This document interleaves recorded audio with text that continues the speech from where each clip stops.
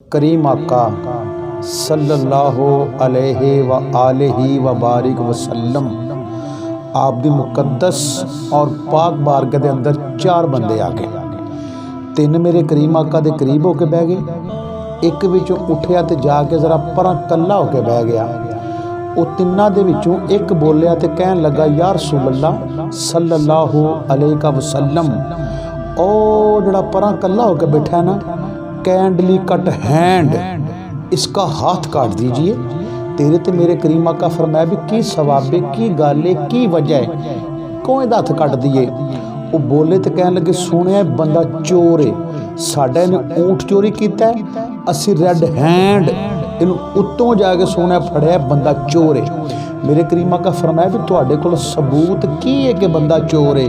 वो बोलिया तो कहने लगा, सोने बतौरे नाल दो गवाह लैके आया और आप दी बारगाह च मैं पेश करना है बंदा चोर है। तो मेरे करीम आका दा रुखे सुखन उहदे वल होया जिहड़ा परां कल्ला होके बैठा सीगा। मेरे करीम आका ने फरमाया, चोरी कर बैठा है। उहदे मत्थे ते पसीना ते अक्खां दे विच आंसू आ गए।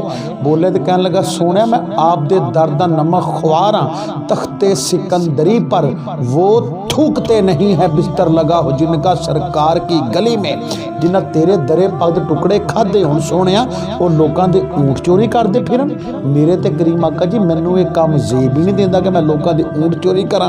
मेरे करीम आका ने फरमाया, वो तो कहता अगर मेरे ते नहीं यकीन तो फिर इन्हां गुआवां कोलों पुछ लवो, तू अपने सच्चे होने की हुज्जत, बुरहान, दलील, सबूत, प्रूफ च तू की पेश करना है कि तू सच्चा है। बोले तो कहने लगा, सुने वो तो कहता ना अगर मेरे ते नहीं यकीन तो फिर इन्हां गुआवां कोलों पुछ लो।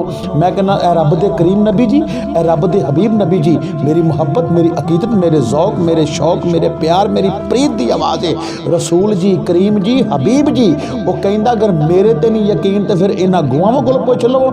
मैं कहना, सोने अगर मेरे ते नहीं यकीन तो मेरे करीम आका जी फिर उस ऊँट कोलों पुछ लवो, तेरा मालक किहड़ा, तेरा चोर किहड़ा।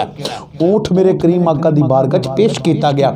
मेरे करीम आका ने अपने कन्ना पाकां नूं ऊँट दे लब्बां दे लागे कीता ते ऊँट कुछ अपनी बोली च बोलिया, बड़ बड़ फतह बसामा।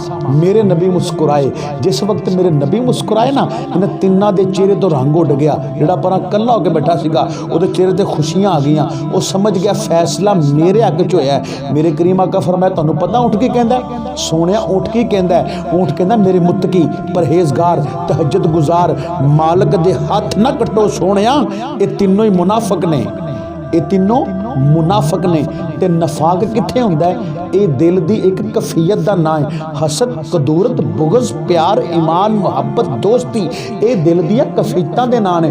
भी दिल कित्थे वे? बड़ी दूर है, सीने दे अंदर। भी सीना कित्थे वे? उत्ते जिल्द है, जिल्द थले गोश्त है, गोश्त थले हड्डियां ने, उन्हां हड्डियां दे विच एक गिलाफ है, उस गिलाफ दे विच दिल है, दिल दे विच नफाक है।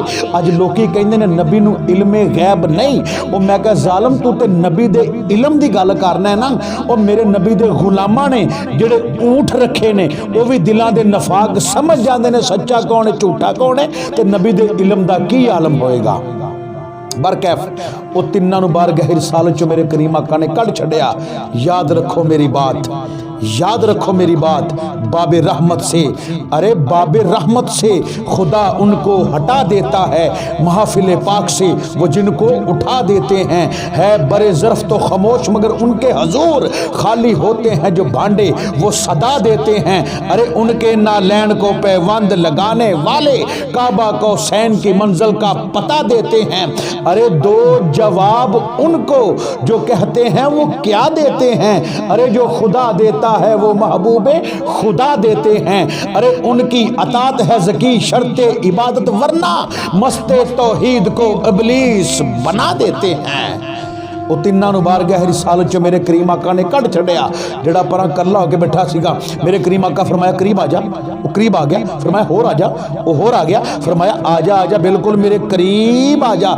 जिस वक्त बिल्कुल मेरे करीम आका दे करीब आ गया ना, मेरे करीम आका ने फरमाया, इंज दे किहड़े अमल करना पिया है? वो तेरे जानवर भी तेनू जानन और तेनू पहचानन लग पे ने।